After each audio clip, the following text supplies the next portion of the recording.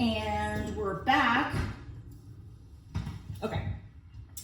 Hey everybody, thanks for hanging out. And we're back with part 2 of Heather running her mouth. Look, this is our continued video of The pandemic made The me. pandemic made me. Dun dun dun. Okay.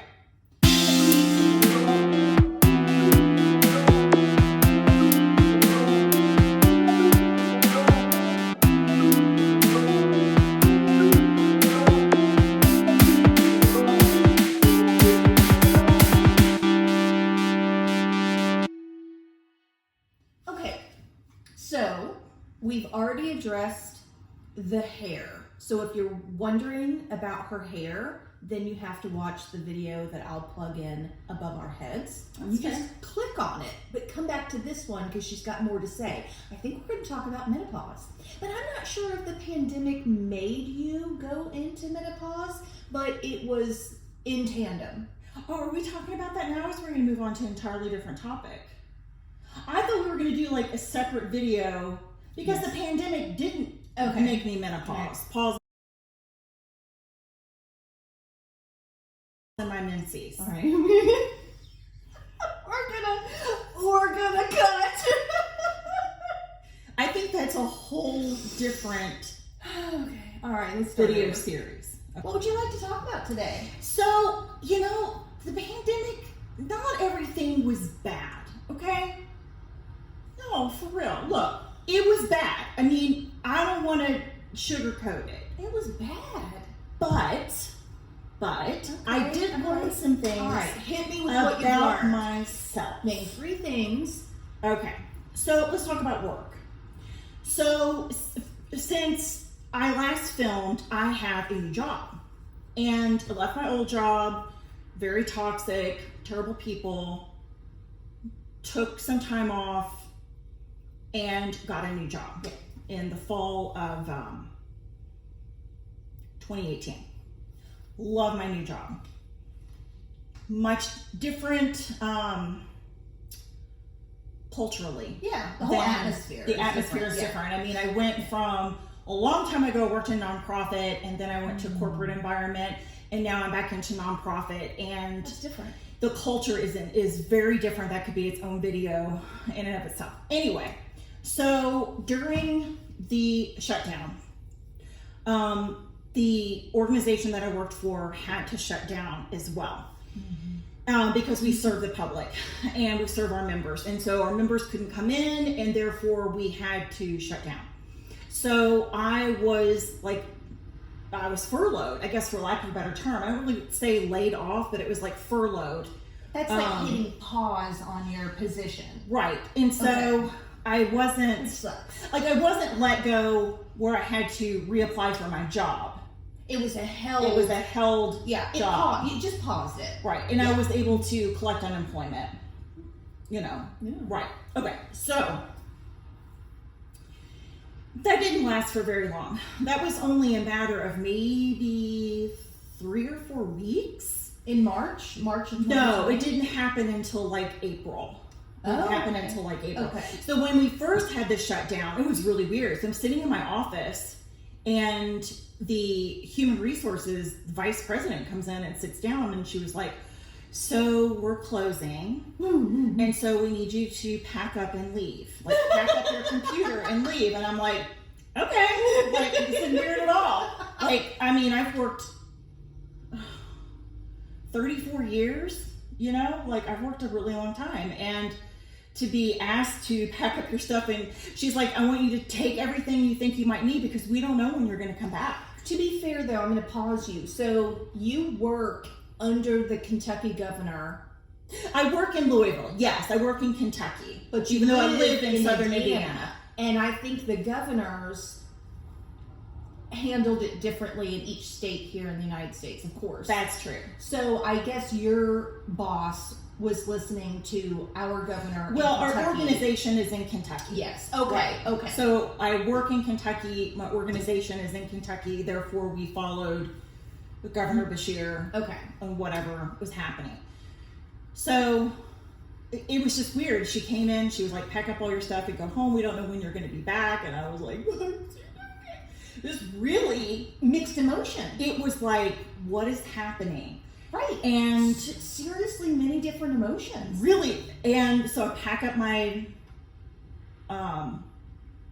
my bag, which is funny because I had purchased this on Poshmark, this Vera Bradley, but it's not like, it's black. And it's no, really I remember. this like cute. little Vera Bradley backpack because I was supposed to go to a conference in DC like in a couple weeks, which obviously didn't end up happening. And I'm like, oh, I'm so glad I have the bag now because then I could pack up all my stuff. I didn't have the bag, my laptop and files and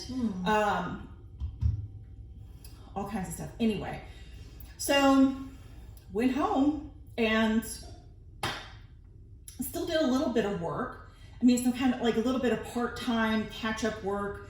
But then my boss called me one day. So during shutdown, Special and I would go for a drive almost every day. We live in a very small house, needed to get out of the house.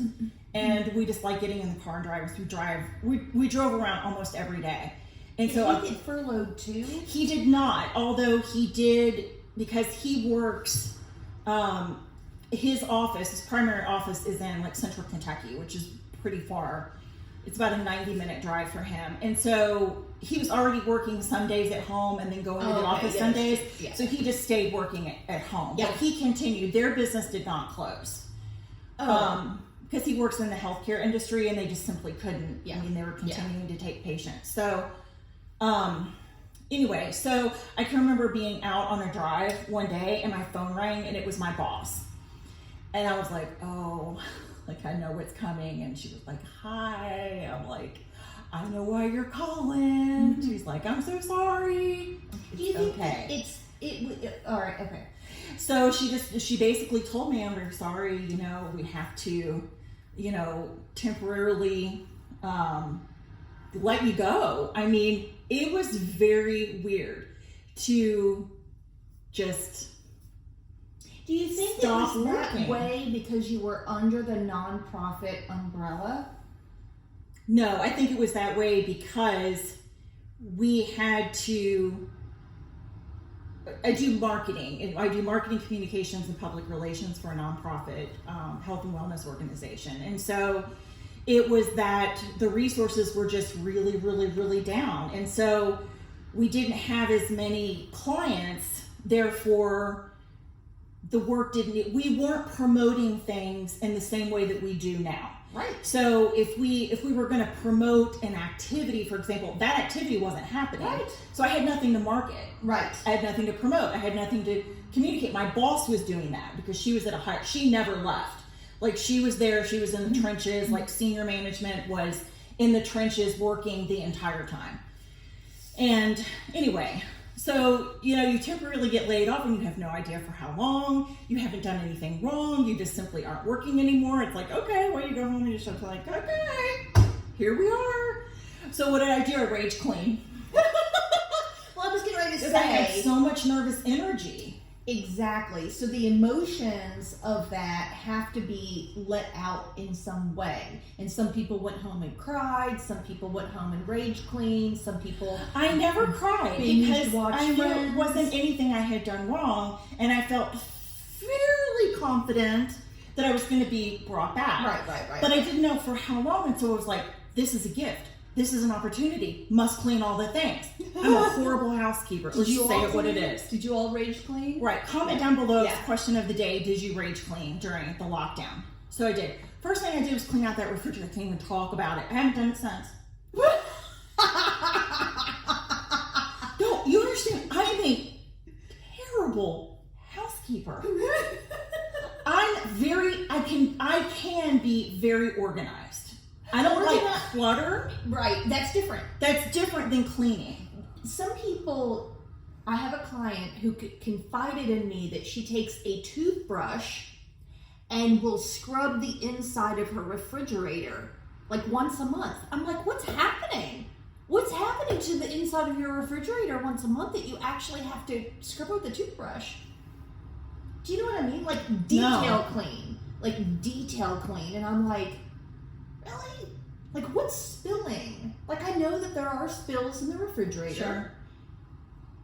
But toothbrush clean? like once a month? I have never had so many bags go to the Goodwill. And it was so much, and the Goodwill wasn't open. Right. I think they were doing intake, but you couldn't shop there. I can't really remember. And they stopped unloading your car, so you had to do it yourself. Right. I think they were just inundated because people were at home and they were like cleaning out all their things. Purge. Right. Yeah. Anyway, I could talk about all this stuff for a long time. Anyway, so fast forward, I was furloughed for not very long at all. And then I got called back, but I got called back part-time work from home.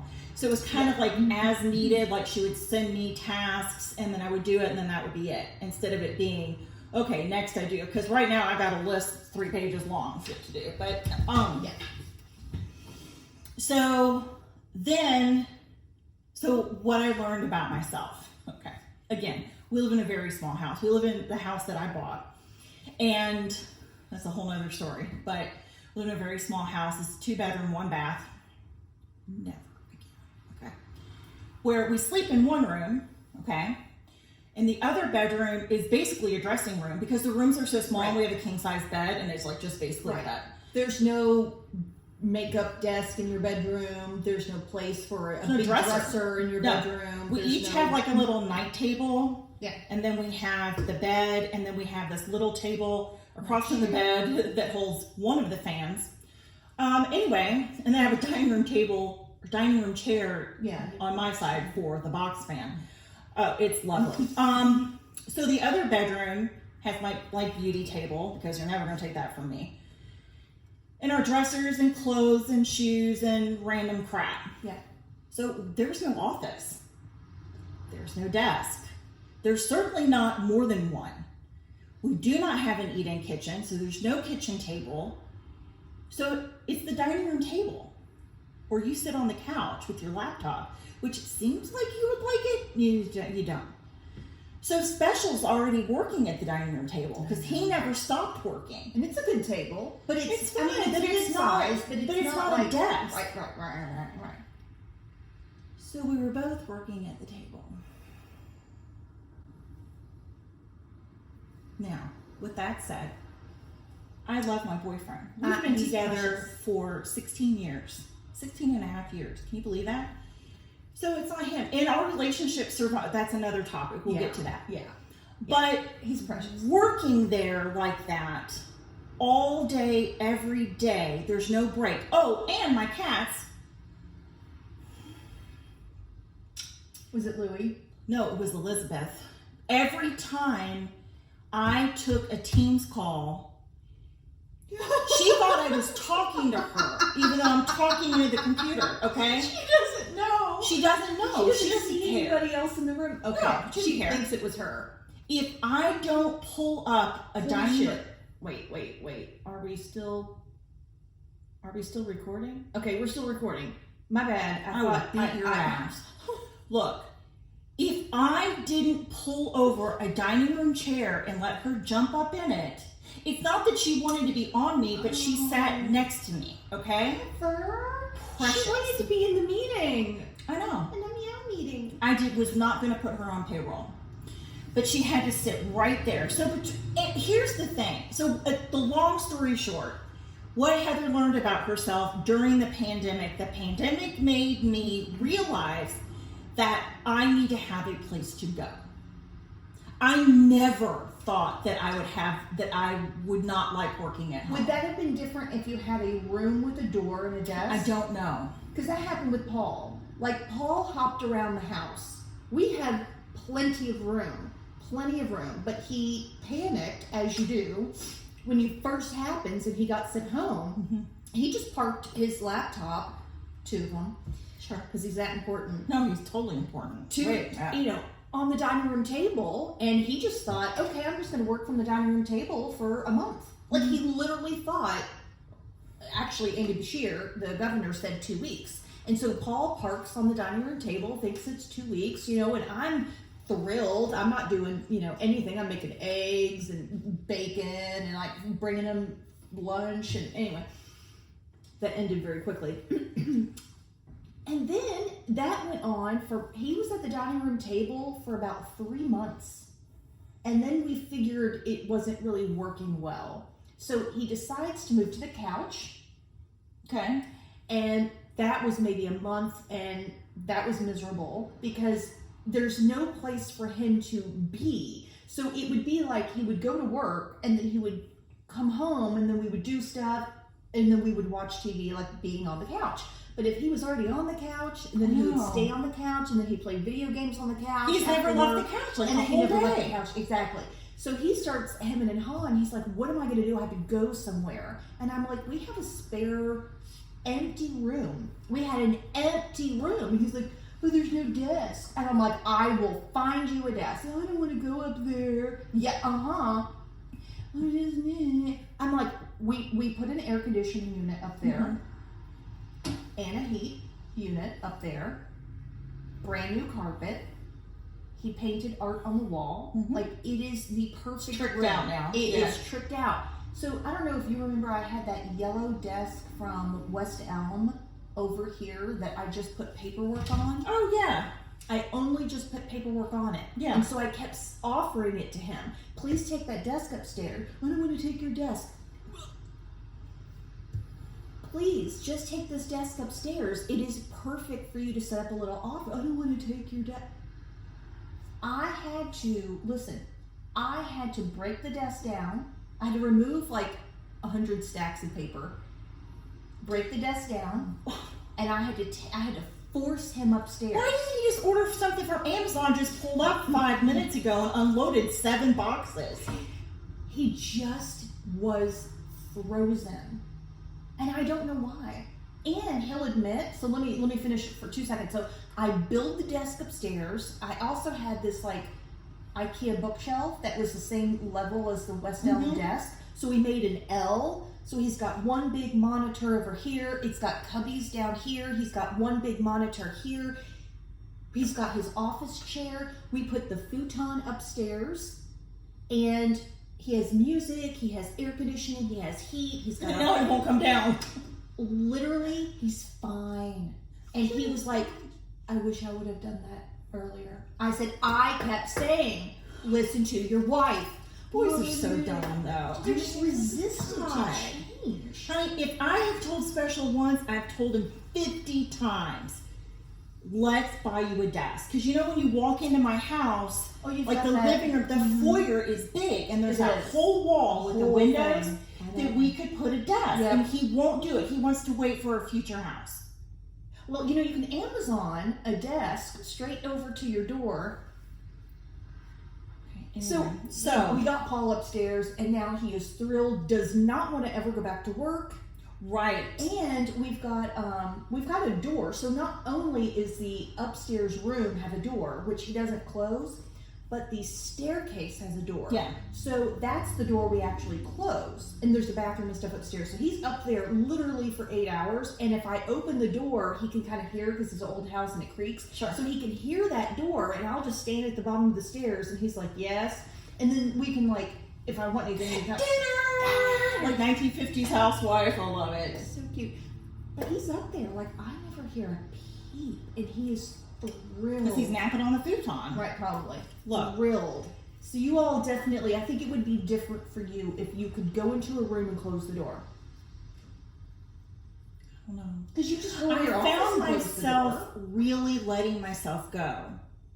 I mean, ratty ponytail, crummy clothes. Because to be fair, I've worked in an office since I was like 17. So to be fair, there's work clothes and then there's scrub the toilet clothes. And there is no in between. There's never been in between. There's literally never been play clothes. Yes. It's work clothes or scrub the toilet. So I wasn't putting on work clothes, I was putting on scrub the toilet. And so, I don't know, I just didn't feel good. I was tired of being in the house. I was claustrophobic. And you felt Anyway. just grubby. Yeah. So when my boss, she said, okay, they're letting us back in the office. She's like, I'm going to let that be up to you, whether you come back. I'll be there Monday. Yeah. I was like, already in the car. Like, so. You've got a cute little office. I mean, it's got a... I do, got a but window. it was, so I really thought that was interesting because my entire career I thought, when people piss me off at work, which I thought, well, if I could just work from home. Right. If I just had a job that I could work from home, Yeah. where I didn't have to look at people, talk to people. But to be honest, it's not good for me. And going back, the atmosphere in my building is so different than it was before. How so? Because the way our office is set up is that no one's in a cubicle. It's the weirdest thing, because I've almost always sat in a cubicle. So I have a private office, which is wonderful. Yeah. But before the pandemic, I never closed my door. I came in the morning, I opened the door, I turned on the light, I sat down, and my boss was in the office next to me, and she had her door open, and we're talking, and we're laughing, and we're cutting it up, and all this going on the whole day. Action. Right. Activity. That's, we don't do that anymore. Because as soon as the pandemic hit, our CEO asked her to move up front. Where our office, I mean, we're like the bad girl sitting in the back. You're in the back. Yeah. And to get to the front is like, I'm not kidding you, it's like a quarter mile. Okay?